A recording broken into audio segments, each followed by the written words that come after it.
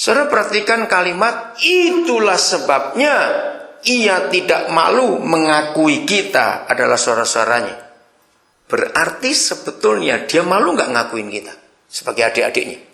Malu. Bajingan-bajingan gini kok. Dia malu seharusnya. Maka itu dikatakan itulah sebabnya ia tidak malu. Karena dia sayang kita. Nah, berarti saudara, orang-orang yang di luar kita, yang belum pernah tahu bahwa mereka itu juga berasal dari satu papa yang sama, dan mereka itu juga harus jadi saudara atau adik-adiknya Yesus. Itu tugas kita. Amin. Itu tugas kita. Karena masih banyak orang yang belum tahu. Ya, ini nggak bicara soal agama. Bukan berarti mereka harus beragama Kristen semua. Tidak. Tidak. Selama gereja masih belum punya pengertian ini, maka gereja itu nggak layak disebut gereja. Karena kita disebut gereja sesuai Ibrani 2 ayat 11, berarti kita sudah jadi adik-adiknya Yesus. Maka itu dalam terminologi perjanjian baru itu bagus. Sampai Kisah Rasul. Ya, perhatikan, nanti saudara akan tahu. Sampai Kisah Rasul, Tuhan Yesus tetap disebut anak tunggal Bapa. Tapi begitu selesai Kisah Rasul, dia disebut anak sulung Bapa. Siapa tahu bedanya antara anak tunggal dan anak sulung? Kenapa ada sebutan yang berbeda setelah Kisah Rasul? Sampai pada Kisah Rasul disebut anak tunggal, tapi begitu selesai Kisah Rasul, gereja sudah lahir, disebut anak sulung. Ya, ayo bagaimana? Ya, Rin, gimana?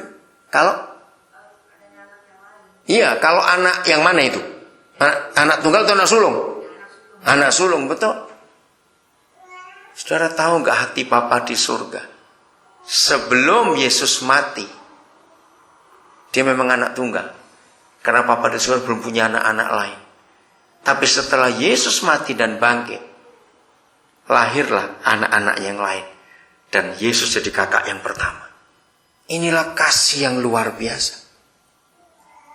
Maka itu tugas kita sekarang, bagaimana melihat orang-orang lain itu yang belum tahu ada pribadi yang mengasihi mereka. Kita harus beritahu. Bukan untuk dikristenkan, tidak. Oke? Kita lihat sekarang Matius 44, Matius 13 ayat 44. Hal kerajaan surga itu seumpama harta yang terpendam di ladang, yang ditemukan orang, lalu dipendamkannya lagi. Oleh sebab sukacitanya, pergilah ia menjual seluruh miliknya, lalu membeli ladang itu. Ada 3 hal yang di dalam ayat ini. Yang pertama, harta yang terpendam itu. Yang kedua, ladang itu. Yang ketiga, orang yang menemukannya. Oke? Kita akan coba lihat satu persatu. Ladang itu dulu. Ya. Sebidang tanah.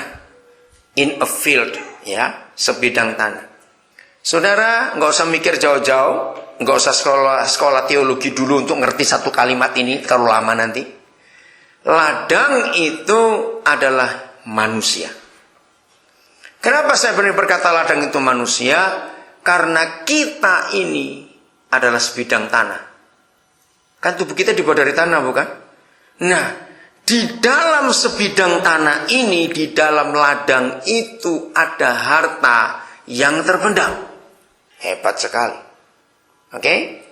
Saya pernah baca satu buku, judulnya Warisan Abadi. Saya lupa bahasa Inggrisnya. Ya. Dalam buku itu penulisnya berkata gini, saya juga lupa siapa pengarangnya. Penulisnya berkata, kalau kamu ingin melihat sebuah kekayaan, ya, sebuah kekayaan, sebuah hal yang hebat, kamu jangan ke bank, jangan ke rumah orang kaya, jangan ke tempat-tempat mewah, tidak. Pergilah ke kuburan. Dengarkan itu. Saya pertama bingung. lalu baca semua nama dan umur yang mati. Nah, disitulah kekayaan itu. Ngerti nggak maksud penulisnya? Ayo, contoh yang terakhir. Saudara bisa bayangkan kalau Michael Jackson nggak mati sampai hari ini? Hebat bukan? Dia bisa menghasilkan lebih banyak lagi keuangan. Sebut siapa lagi orang-orang yang mati muda? Siapa? Elvis? Ya, banyak.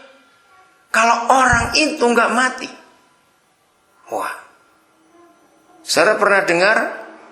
Yang saya tahu sampai hari ini hanya ada 2 tokoh yang sudah mati lama, tapi otaknya masih disimpan. Satu Mr. Curie, yang dari Perancis itu, ya, matinya sederhana sekali. Zaman itu belum ada mobil. Dia pagi itu jalan mau ke laboratoriumnya di kota Paris, terpeleset karena masih es. Nah, pas terpeleset ada kereta kuda lewat. Cuma gitu aja dia mati. Nah, itu otaknya diambil. Yang kedua adalah Einstein.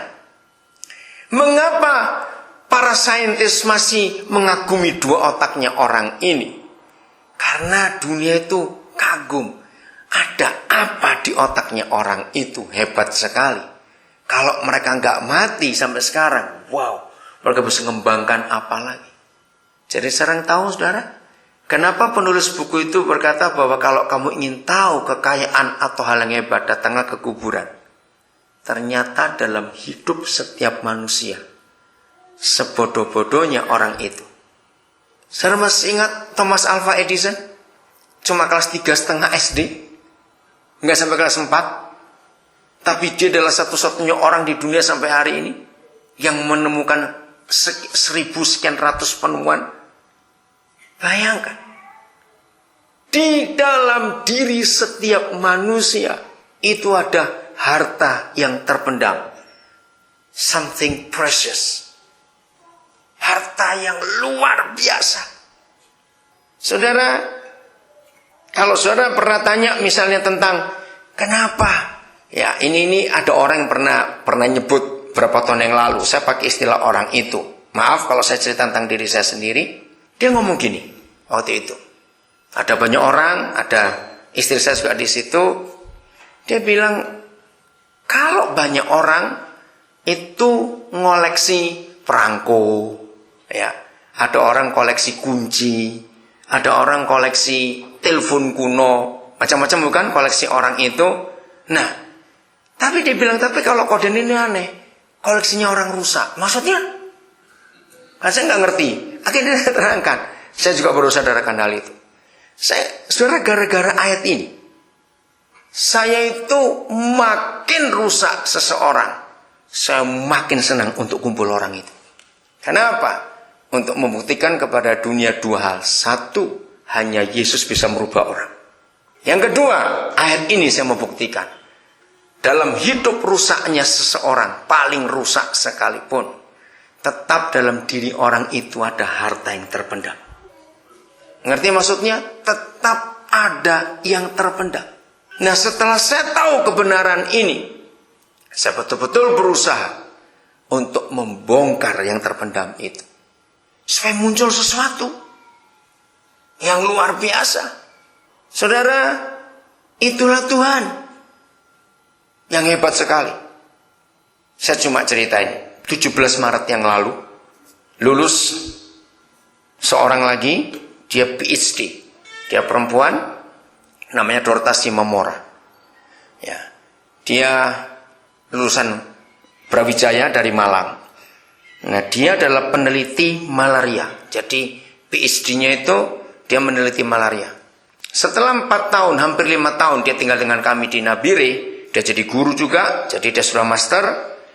Nah, terus dia melihat dia masternya itu di biologi pertanian dari Bogor. Tapi setelah dia tinggal di Papua, dia melihat, dia marah. Karena malaria begitu kurang ajar membunuh banyak anak-anak. Nah, akhirnya dia itu neliti. Nah, terus waktu saya lihat itu, saya beri kesempatan, mau nggak kamu ngambil doktormu bagian itu? Mau aja kalau ada kesempatan. Akhirnya dia cari di universitas mana dan dapatnya di Malang, saudara. Dan luar biasa. Waktu dia, seminggu sebelum dia di sidang untuk ngambil doktornya itu 8 profesor yang nguji dia. Saudara perhatikan kalimat, itulah sebabnya ia tidak malu